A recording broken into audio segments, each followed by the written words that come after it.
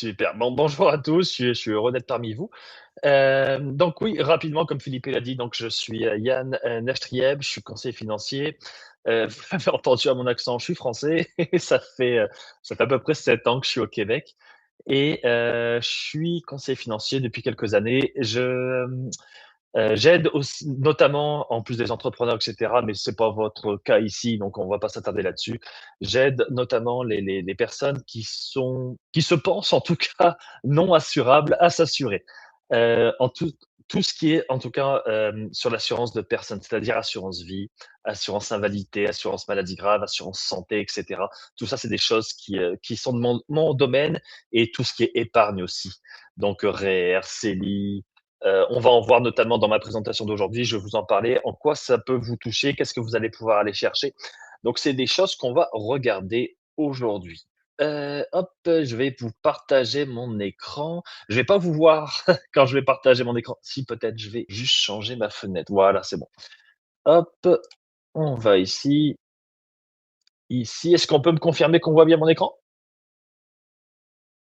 Oui, tout est correct. Parfait. Hop, donc on va attaquer. Donc, qu'est-ce qu'on va voir aujourd'hui? On va voir comment est-ce qu'on peut atteindre une certaine sécurité financière en étant atteint d'une maladie comme la fibromyalgie. On le sait, la fibromyalgie, c'est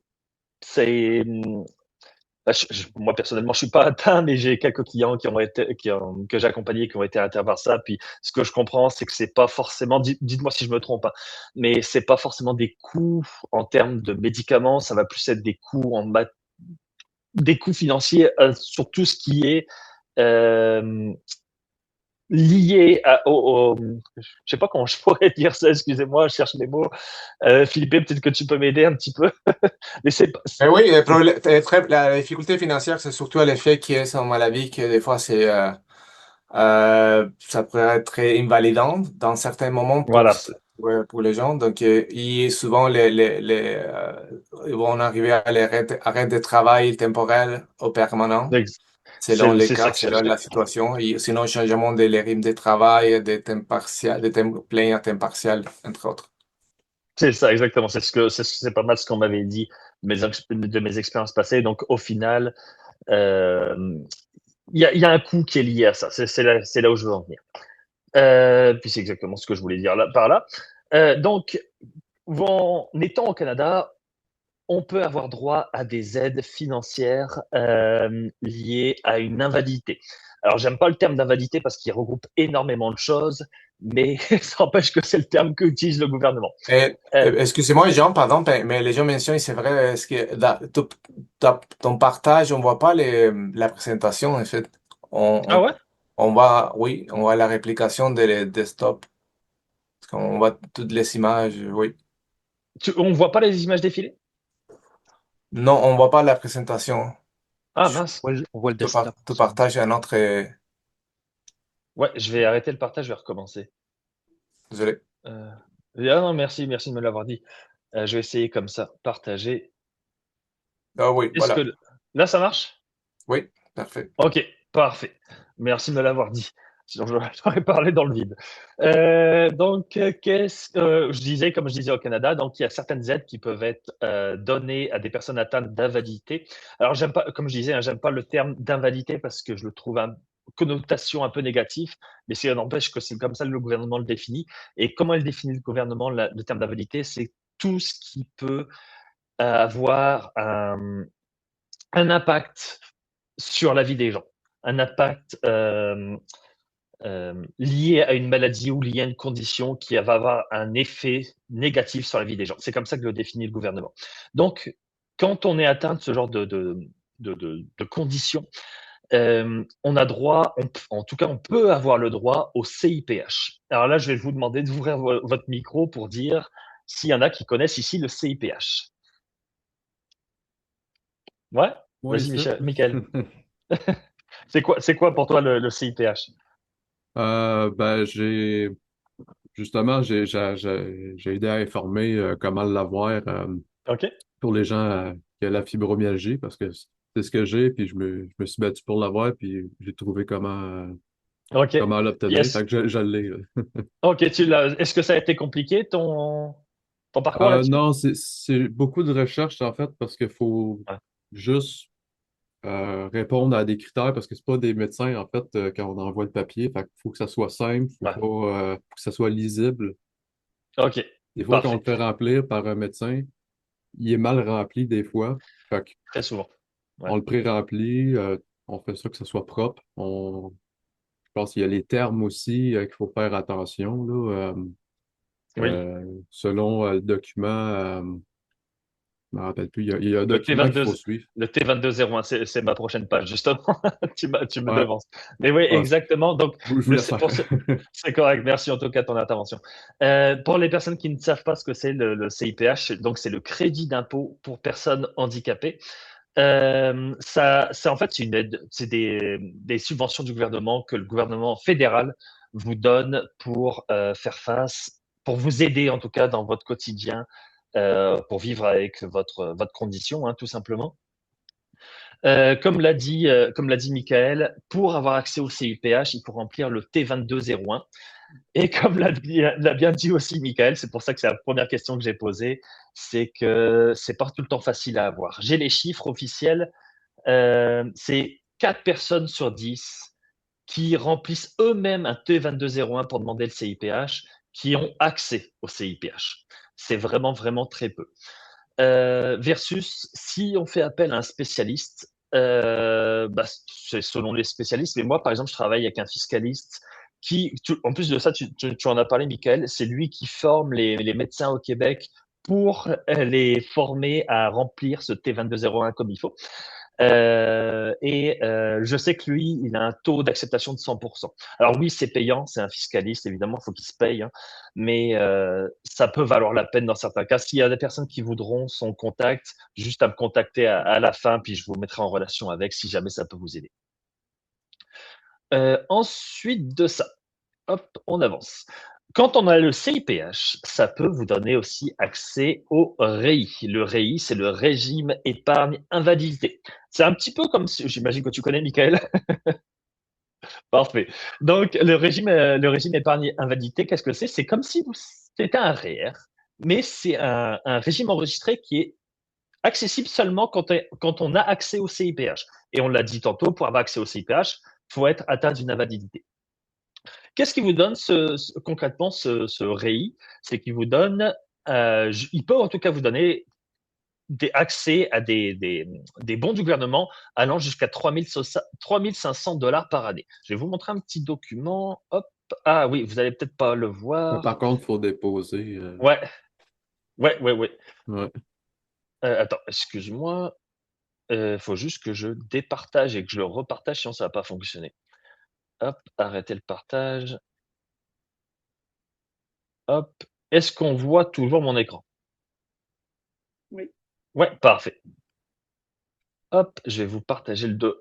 Alors, moi, je fais, pour les personnes que j'accompagne, je fais surtout affaire avec l'Empire Vie au niveau des REI, des régimes épargne invalidité. Pourquoi? Parce que c'est pas mal eux qui ont les meilleurs REI, on va dire ça comme ça.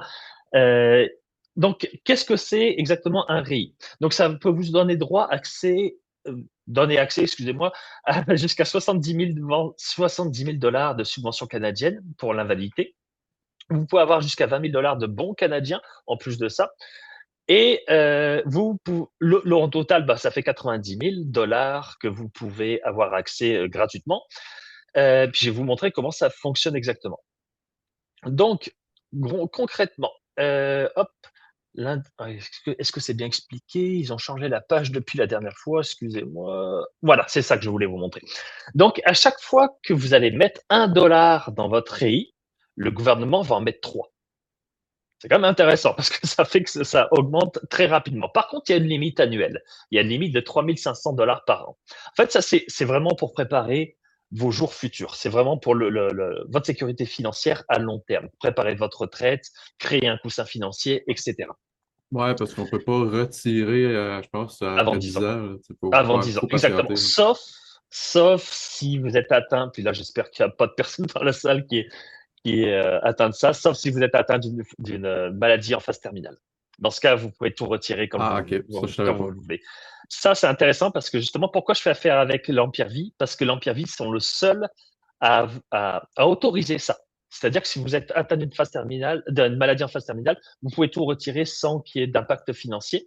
Versus si vous l'ouvrez avec des jardins et des choses comme ça, vous n'y avez pas accès à cette fonctionnalité-là. Donc c'est quand même intéressant. Concrètement, donc, mince. Comment fonctionne un REI? Ben, un petit peu de la même façon je vais remonter dans la page, excusez-moi. Un petit peu de la même façon qu'un REER au final. Quand vous ouvrez un REER, vous pouvez vous pouvez placer votre argent dans des FNB, des choses comme ça. Donc votre argent va croître en plus de ça. Et dans 10 ans, ben, vous allez pouvoir récupérer cet argent sans impôt. C'est là où je veux en venir. Habituellement, ils avaient mis un petit schéma qui montrait la croissance d'un REI. Ils l'ont enlevé. Je suis désolé, il y avait un petit schéma qui montrait tout ça, mais ils l'ont enlevé. Il semble. Mais c'est pas grave, je l'ai sur un autre document. Si vous êtes intéressé par ça, je pourrais vous l'envoyer. Ok, est-ce qu'on voit toujours mon écran? C'est correct? Parfait. Ensuite de ça, hop. Donc, qu'est-ce que ça permet tout ça? Donc, ça permet ce qu'on appelle d'accumuler de la BCIE. De la BCIE, grosso modo, c'est un pouvoir d'épargne. Le pouvoir d'épargner, c'est pour le long terme. Et justement, ça, c'est quelque chose que j'aime beaucoup montrer à mes clients. C'est tout bête. C'est ce qu'on appelle la pyramide des priorités financières. Grosso modo, qu'est-ce que c'est cette pyramide-là? Je ne sais pas s'il y en a qui connaissent ça, la pyramide de Maslow. C'est un petit peu la même chose, mais pour les finances. J'en ai vu qui ont hoché la tête. Donc, c'est plus pour les finances. Grosso modo, dans la vie, on a tous le même objectif, c'est d'atteindre une certaine liberté financière. Donc, c'est ne plus être obligé de travailler pour vivre. Donc, on est d'accord, par contre, qu'avant d'atteindre le point final de cette pyramide, ben, on commence pas à construire une pyramide par le top, on commence évidemment par la base. Et la première pierre à l'édifice, c'est les protections. Puis la première, j'ai fait exprès de le mettre, la première protection qu'on regarde, c'est que votre machine à cash ne soit pas grippée. C'est-à-dire que dans la plupart des cas, une personne qui travaille, c'est sa façon d'imprimer du cash, on va dire ça comme ça. Donc, faut pas que si jamais vous soyez malade, vous soyez dans l'incapacité de travailler, faut qu'il y ait toujours la possibilité faut que vous ayez toujours la possibilité de payer vos factures. Donc, c'est la première protection à mettre en place, c'est la protection sur le salaire. On protège votre salaire en priorité. L'assurance vie, l'assurance maladie grave, c'est secondaire. Pourquoi? Parce que si vous êtes atteint d'une invalidité, vous ne pouvez pas travailler pendant quelques mois, quelques années, on est d'accord, la première chose que vous allez arrêter, c'est l'assurance vie, l'assurance maladie grave, parce qu'elle est plus prioritaire dans votre situation actuelle. Donc, ça, c'est les premières choses qu'on va regarder là. Hop, l'assurance invalidité. Souvent, en tout cas, les personnes qui sont atteintes de fibromyalgie, des choses comme ça, pensent qu'ils ne sont pas assurables. C'est faux. Il existe des produits, puis hop, je vais faire que je repartage mon écran. Hop là. Hop, voilà. Alors, ça va être un peu plus petit. J'ai pas la possibilité de le mettre en plus grand. Hop. Est-ce qu'on voit toujours mon écran? C'est correct? Non? Là, on voit en ce moment le navigateur Internet sur un Ah là PDF. là. Bah oui, en Oui, fait, c'est correct. C'est C'est correct. correct? Parfait. C'est On est à parfait, bonne c'est le place. PDF. Ouais. C'est bon. Donc, l'assurance invalidité, souvent, les gens qui sont atteints d'une maladie pensent qu'ils ne sont pas assurables. C'est faux. Il y a un assureur au Canada en entier, qui est un assureur québécois, qui est Humania Assurance. Eux, ils se trouvent à Saint-Hyacinthe. Leur siège social se trouve à Saint-Hyacinthe. C'est les seuls à faire ça au Canada au complet. C'est qu'ils vous assurent pour toute assurance, que ce soit maladie grave, assurance vie, assurance invalidité, etc., dans ce qu'on appelle du sans examen médical. Qu'est-ce que c'est le sans examen médical? C'est tout bête. C'est que plutôt que regarder la totalité de votre état de santé, l'assureur se ferme les yeux sur une partie de votre état de santé. Ce qui fait que oui, malheureusement, vous allez devoir payer plus cher versus une personne qui est en parfaite santé.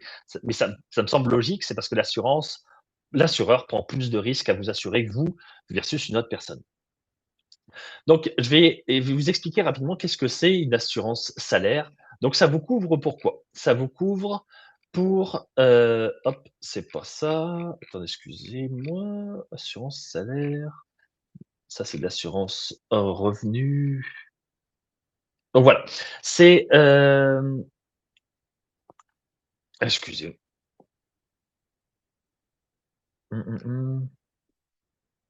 Ouais, c'est ça pourtant, assurance salaire.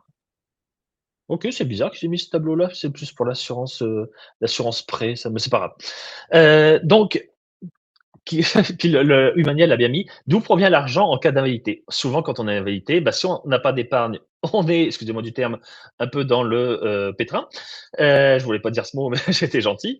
Deuxièmement, qu'est-ce qu'on va chercher? On va chercher un deuxième revenu si c'est possible. Sinon, on emprunte de l'argent à la banque. Et si on n'a pas ça, on vend ses actifs, donc on vend son immobilier. Donc, qu'est-ce que ça permet d'avoir une assurance invalidité? Si vous êtes dans l'incapacité de travailler, ça va payer votre salaire, tout simplement. Et qu'est-ce qu'on entend par invalidité? Donc, c'est maladie et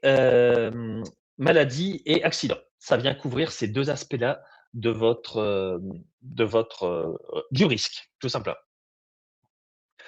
Et peu importe, je reviens rapidement dessus, mais peu importe la maladie, hein, ça peut être, j'ai des clients qui ont été en burn-out, j'ai des clients qui ont eu une Covid longue, j'ai des clients qui sont cassés des jambes, c'est n'importe quoi.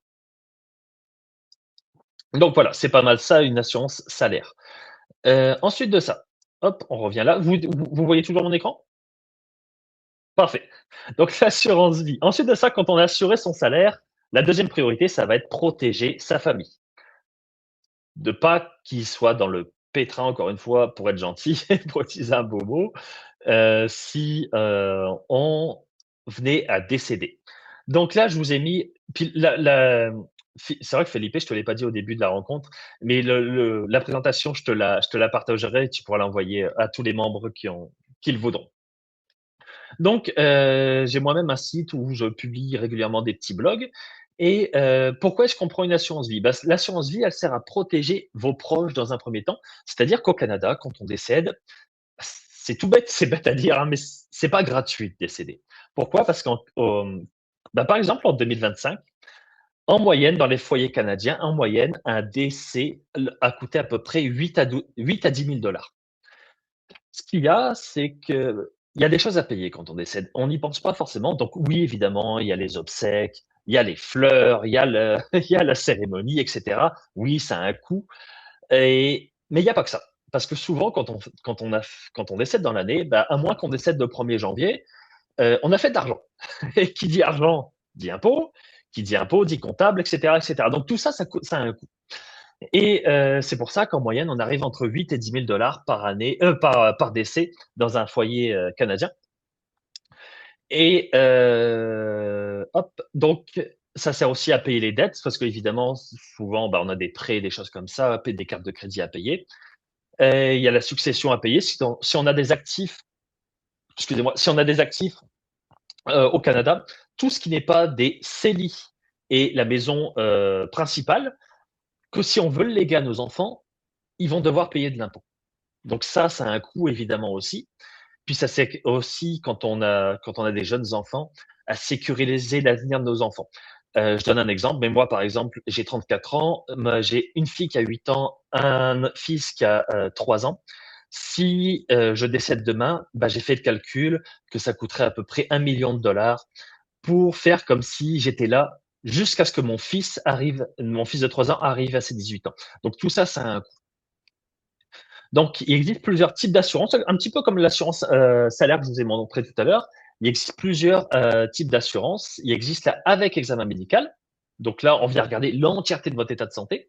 Mais quand on est atteint de fibromyalgie, c'est mieux d'aller directement dans le sans examen médical, évidemment. Et l'inconvénient, c'est exactement le même que tout à l'heure, c'est que ça coûte plus cher, évidemment. Mais encore une fois, vous êtes assurable. Et il existe deux types d'assurance dans l'assurance vie. Ça va être la permanente. Donc là, à quoi ça sert? Je vous la fais simple. Mais à quoi ça sert une assurance permanente? Donc, c'est tout bête. C'est là pour couvrir un besoin qui est permanent. Qu'est-ce qu'on a tous comme besoin qui est permanent? C'est qu'on sait tous qu'on va mourir, mais on ne sait pas quand. Donc là, c'est pour ça que c'est intéressant dans ce cas-là de prendre une assurance qui est permanente, parce que ça permettra à nos familles de ne pas payer les coûts qui vont être liés à notre décès. C'est à ça que ça sert une assurance permanente. Donc l'avantage de l'assurance permanente, grosso modo, c'est que elle est moins chère à long terme, mais plus chère à court terme. Quand on compare avec une assurance temporaire, que je vais vous expliquer après. Et voilà, c'est pour ça qu'en assurance permanente, on vient prendre des plus petits montants. 25 000, c'est pas mal ce que je fais le plus pour mes clients. 50 000 parfois quand on est jeune, pour comme ça on paye le même montant à vie et on est tranquille. Ensuite de ça, l'assurance temporaire, donc là, c'est là vraiment pour couvrir un besoin qui est temporaire. Par exemple, qu'est-ce qu'on a comme besoin qui est temporaire? Ben, une hypothèque. Une hypothèque, c'est un besoin qui est temporaire parce que quand on va avoir fini de rembourser cette hypothèque, on n'a plus besoin d'assurance. Donc là, on peut vraiment assurer des gros montants pour pas cher parce que l'assurance, elle se termine à un moment donné et vous avez pu avoir besoin d'autant d'assurance. Qu'est-ce qu'un autre besoin qui est temporaire? Ben, moi, par exemple, mon assurance de 1 million pour mes enfants, c'est un besoin qui est temporaire parce que quand mon fils aura ses 18 ans, ben, j'espère en tout cas qu'il quittera le foyer puis qu'il ira travailler et qu'il aura sa maison ou son appartement. Et j'aurais plus besoin d'autant d'assurance. Peut-être que je la baisserai juste un petit peu, mais j'aurais plus besoin d'autant d'assurance, donc je pourrais juste réduire mes paiements, tout simplement. Donc, comment est-ce qu'on choisit la bonne assurance? Donc, on évalue en premier vos besoins financiers de la famille, du foyer. On détermine votre budget. Évidemment, dans le monde qu'on vit aujourd'hui, tout coûte cher, donc c'est important de respecter le budget. Et on compare évidemment les types d'assurance, etc. Donc ça, c'est un petit bloc qui est intéressant à lire. Je vous laisserai le lire si vous êtes intéressé. Hop. Est-ce qu'on voit toujours mon écran? Je vais quand même poser la question encore une fois. Oui. Parfait. Ensuite de ça, pour moi, la dernière pierre à mettre en place dans la base de la pyramide financière, c'est l'assurance maladie grave. Pourquoi l'assurance maladie grave? Est-ce que c'est intéressant? C'est intéressant pour protéger son patrimoine. Parce que on est d'accord, puis on est tous humains, hein, je pense qu'on ferait tous la même chose. Demain, on nous dit qu'on a une maladie qui nous reste 1 an ou 2 à vivre, mais on nous dit qu'on n'est pas assurable au Québec, mais par contre, il y a un traitement expérimental qui peut fonctionner en Allemagne. La mauvaise nouvelle, c'est que ça va vous coûter 400 000 $. On est tous humains, on va tous essayer de trouver ces 400 000 $. Donc, c'est à ça que ça sert une assurance maladie grave. Ça sert à protéger votre patrimoine quand vous allez avoir des REER, des CELI, de ne pas devoir piger dans ces REER, ces CELI pour aller se soigner. C'est à ça que ça sert une maladie grave. C'est protéger votre patrimoine. Et c'est pareil, hein, je ne vais pas vous refaire le topo, je ne vous ai pas mis de lien là-dessus, mais c'est la même chose que l'assurance salaire, l'assurance vie. C'est que si vous pensez que vous n'êtes pas assurable, il y a quand même des solutions qui existent dans le sans examen médical, tout simplement. Ensuite de ça, démystification de l'assurance. Hop là, je vais vous repartager mon écran. Hop. Donc, Humania, c'est aussi pas mal. Ils ont pas mal de ressources sur leur site. Je vous inviterai à aller voir ce qu'ils ont. Mais j'avais trouvé ce petit document intéressant. Donc, si vous voulez faire l'exercice, ils ont mis le questionnaire que moi j'ai quand je fais une assurance avec eux. C'est le questionnaire littéralement que je vous pose. Juste, il y a 6 questions. Donc, si vous répondez oui à ces 6 questions, non à ces 6 questions, vous allez pouvoir vous qualifier dans ce que eux appellent la qualification or. Puis plus vous mettez de oui, plus votre qualification descend. Puis plus votre qualification descend, plus c'est cher. Hein. Grosso modo, c'est comme ça que ça fonctionne un petit peu avec tous les assureurs. Mais eux, leur site est vraiment bien fait, Humania. C'est vraiment simple de comprendre ce qu'on peut avoir le droit. Donc tout ça, je vous laisserai le lire plus tard s'il n'y a pas d'urgence. Puis si jamais, admettons, vous n'êtes pas, vous répondez par exemple oui à toutes les questions, il y a aussi ce qu'ils appellent l'émission garantie cuivre. Donc là, évidemment, c'est l'assurance la plus chère qui existe, hein, on va pas se le cacher, mais vous êtes quand même admissible à un petit peu d'assurance, donc jusqu'à 50 000 ou 100 000 d'assurance permanente en assurance vie, jusqu'à 100 000 d'assurance temporaire en temporaire 10 ans ou en temporaire 20 ans, jusqu'à 50 000 en maladie grave, temporaire 10 ans, 20 ans, et un petit peu d'assurance invalidité jusqu'à 1250 par mois. Donc voilà, hop, on va fermer ça. Excusez-moi, faut que je parle beaucoup, faut que je boive un coup. Ensuite de ça, donc qu'est-ce que vous devez mettre en place si vous l'avez pas encore fait, en tout cas, si vous j'y arrivé. Si c'est quelque chose que vous n'êtes pas encore occupé, je vous ai fait un petit plan d'action. Donc première chose à mettre en place, ça va être la protection de votre revenu. Comme je vous dis, pour moi c'est un no-brainer. Si on n'a pas de de protection pour protéger notre salaire, on peut avoir tous les beaux les plus beaux objectifs du monde. Si la santé ne suit pas, les objectifs vont pas suivre, c'est automatique.